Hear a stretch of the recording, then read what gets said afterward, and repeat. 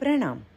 जैसे कल के वीडियो में हमने देखा कि अलका 3 दिन तक रो रही थी कि किसी को उसके ऊपर तरस आ जाए और वह उसे शादी से मना कर दे, पर किसी को भी उस पर तरस नहीं आया और फाइनली उनकी शादी हो गई और वह अलका से अब मीना नाम से जानी जाती है।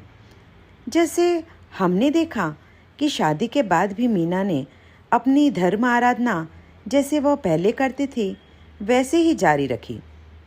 कर्म सत्ता ने भी मीना बेन की बहुत अलग अलग तरीके से परीक्षा ली, पर जब पूरा परिवार एक साथ खड़ा होता है ना, तब कोई भी परेशानी नहीं रहती और काफ़ी आसानी से हल हो जाती है। तो चलो आइए देखते हैं मीना भाभी का संसारी जीवन कैसा रहा। माँ, क्या हुआ माँ? आप बहुत उदास लग रहे हो। क्या हुआ माँ? कुछ परेशानी है क्या माँ? पता नहीं बच्चों, कब हमारे जीवन से ये संघर्ष खत्म होगा। पहले तुम्हारे पिताजी की नौकरी सही नहीं चल रही थी, उस पर से तुम 3 छोटे छोटे बच्चे, तुम तीनों को लेकर पता नहीं कितने नए नए शहरों में हमने घर बदला है, कितनी सारी मुसीबतों को हमने झेला है। हाँ माँ, बचपन से हम तीनों ने आपकी और पिताजी की मेहनत देखते आ रहे हैं। माँ, चाहे जितनी भी मुसीबतें आने दो, आपने कभी भी धर्म को छोड़ा नहीं और कभी हमें भी धर्म से दूर नहीं किया। माँ, आपके तो संस्कार है जिसे हम बचपन से तपस्या करते आ रहे हैं। वो सब कुछ ठीक है बच्चों, लेकिन अब सिर्फ समय बदला है, हमारी परिस्थितियां नहीं। वो तो और भी खराब होती जा रही है। पहले तुम तीनों बच्चे छोटे थे और अब बड़े हो गए हो, और उसके साथ साथ तुम्हारी पढ़ाई लिखाई भी बढ़ गई है, और उसी के चलते अभी आशीष भैया, क्या हुआ माँ? आशीष को आगे की पढ़ाई के लिए हमने इंदौर भेजा है। तुम्हें तो पता ही है, तुम्हारे पिताजी की महीने की तनख्वाह है 700 रुपए। जैसे तैसे करके बचाकर हम लोग हमारे यहाँ पे घर चलाते हैं, और आशीष बैठा वहाँ इंदौर जैसे बड़े शहर में। कितना भी बचा लो, फिर भी उसका महीने का खर्चा बहुत है। कहाँ से लाएंगे हम? कैसे उसे आगे पढ़ा पाएंगे? कुछ समझ में नहीं आ रहा है मुझे तो। माँ, आप चिंता मत करो, हम दोनों बहनें कभी काम में आएंगी। माँ, आशीष भैया का पढ़ना बहुत जरूरी है। आशीष भैया पढ़ेंगे तो उनके कारण उनको अच्छी नौकरी मिलेगी, जिसके कारण हमारी सारी परेशानियां दूर हो जाएगी। पर हम करेंगे कैसे? माँ, हम दोनों भी पढ़ाई में अच्छी है, तो हम दोनों भी ट्यूशन क्लासेस ले सकते हैं। पर बेटा, उसके चलते हुए तुम्हारी पढ़ाई छूट सकती है। माँ, हमारी पढ़ाई छूटी तो छूटी, आशीष भैया का पढ़ना बहुत जरूरी है। हाँ माँ। ठीक है, लेकिन मुझे भी सिलाई बुनाई का काम आता है, तो मैं वो भी कर लेती हूँ, और ऐसे ही करके कुछ जोड़ लेंगे हम लोग। हाँ माँ, तो हो गई ना प्रॉब्लम सॉल्व। हाँ माँ, ऐसे ही हम तीनों ये समस्या का हल निकाल देंगे। सही कहा तुमने।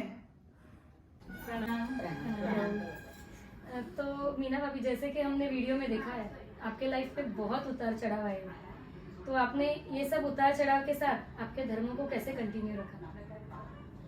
उतार चढ़ाव अपने पिछले कर्म के कुछ है, तो वो उतार चढ़ाव आते, पर धर्म से जो तो कर्म मुसीबतें आती हैं, धर्म से ताकत मिलती है।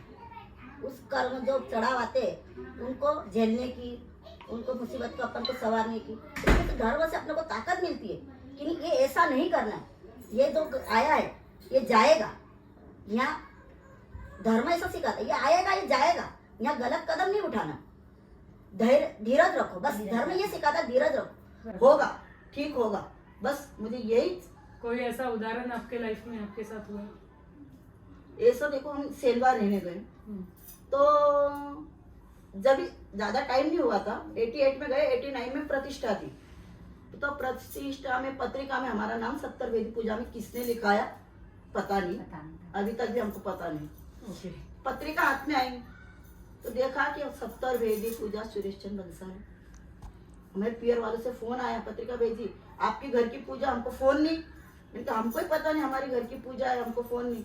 ये 4 जन को हमारा सबको पूछने गए, सबको पूछा भाई, जो अपने पहचान के थे उनका फ्रेंड था, पूछने गए किसने दिया भाई मेरा नाम? बोले हमने नहीं दिया। जाने दे, बोले किसने भी दिया होगा, अपना नाम तो आ गया ना पत्रिका में, अपने को पूजा तो मिल गई ना, लाभ तो मिला ना, लाभ तो मिला। पर कमाते कितने थे, 700 रुपये, 500-700 रुपये कमाते थे। मेरे को रात को थोड़ा टेंशन हो गया, 1400 रुपये, जब तक 1400 रुपये में पूजा भी मिल रही थी, नकरा था। 1400 रुपये कैसे चुकाऊंगी भगवान, मेरे को गुरुदेव को प्रार्थना की, गुरुदेव ये 1400 रुपये मैं कैसे चुकाऊंगी। थे मेरे जेठ तो हेल्प कर रहे थे, कभी ये नहीं था, पर अपन किसी के ऊपर डिपेंड क्यों रहना। मेरी मम्मी कहती थी अपना काम खुद करो, किसी के ऊपर डिपेंड नहीं रहना। पर मेरे को रात को टेंशन में आई थोड़ा सा, मैं कैसे करूंगी, ये पैसा कैसा चुकाऊंगी। बस ऐसा वो बोले फिक्र मत कर, सब हो जाएगा। बस 4 दिन में तो उनकी पगार 1800 रुपये हो गई। चमत्कार। धर्म पे श्रद्धा हो तो सब कुछ होता है। तो ये जो आपने सभी उतार चढ़ाव बताए, तो इसमें ये जो आपकी लड़कियां है, तो इन्होंने आप लोगों ने मम्मी को कैसे सपोर्ट किया या आपका कैसा अनुभव रहा है? मम्मी के साथ सपोर्ट हमारा हमेशा ही रहता था। मम्मी में सिखाती थी कि जो भी उतार चढ़ाव, जो भी परिस्थितियां है, वो हमारे कर्म के अनुसार ही है।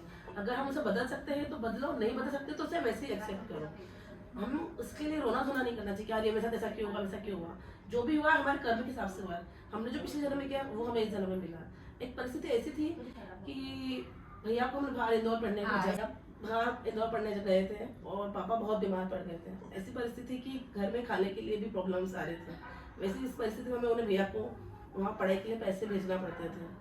तो उस समय ऐसा था कि हम दोनों भी पढ़े ही रहते, छोटे ही थे 11th-12th में। तो उसने 12th की पढ़ाई छोड़ी और जॉब स्टार्ट करी। मैंने भी अपनी कंटिन्यू रखी टीचिंग क्लास के साथ साथ में डांस क्लास तो आपकी बात की पढ़ाई पूरी करने के लिए आप दोनों ने वो सैक्रिफाइस किया खुद की स्टडीज का। यानी आपने मम्मी के जो संस्कार थे मम्मी पापा के, तो आपने उस दौरान का कुछ इंसिडेंट, आपको कुछ एक यादगार इंसिडेंट है वो दौरान का कुछ? वो परिस्थिति ऐसी थी कि हम उसे बता तो सकते नहीं थे, तो हमने एक्सेप्ट किया कि ठीक है अब हमें भैया को तो पढ़ा नहीं, इसको भेज चुके हैं, तो बस हमने एक्सेप्ट किया कि जो भी करना हमें को करना है, हम तीनों को ही मिलके करना है। तो क्या ये आशीष भाई को पता था कि आप पीछे ये सब चल रहा है, ऐसा कुछ? नहीं, ये भैया कुछ नहीं पता था। मम्मी के जो गुरु है उस समय वो इंदौर में थे। हमने उनको एक लेटर लिखा कि भाई हम ज्यादा नहीं भेज पाएंगे, तो अगर हो सकता है तो आप कंप्यूटर वगैरह की उसकी कुछ व्यवस्था का आता था समाचार की कैसे क्या है, तो एक लेटर हमने भेजा था हमारे संकोच विषय में।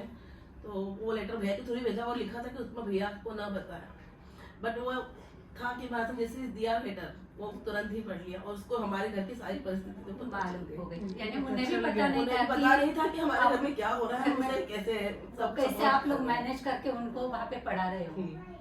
तो उन्हें तो पता चला जब हमने वो लेटर में इतना स्ट्रगल करके उनकी भी पढ़ाई पूरी की आपने। स्ट्रगल के साथ आप लोगों ने स्टेबलाइज भी बहुत कर फैमिली को बहुत अच्छे से होल्ड करके support रखा। किया। वो ताकि वो हमारा संस्कार बचपन से मम्मी ने वो दिए था ना कि हर परिस्थिति में हमें यही सोचना है, ये नहीं सोचा कि हम परिस्थिति पे मजबूरी, मतलब ये क्यों आया, ये हमने जो किया हमारे कर्म है। अगर हम सब अपने कर्म मानेंगे तो हमें वो बोझ नहीं लगेगा। अपने जीवन में बहुत सारे उतार चढ़ाव आते हैं, यह तो संसार का नियम है। पर इन उतार चढ़ाव में काफ़ी समय हम लोग धर्म को कोसते हैं। काफ़ी जगह यह सुनने में आता है, लोग बोलते हैं कि क्या हुआ, इतना धर्म किया तो भी तुम्हारे साथ ऐसा हुआ। ऐसे समय पर धर्म समझने वाले श्रावक और श्राविका अपने धर्म के कार्य में बाधा नहीं लाते और कर्मों की भाषा समझ के अपना कार्य खुशी से करते रहते हैं। यही होती है सही श्रावक और श्राविका की पहचान।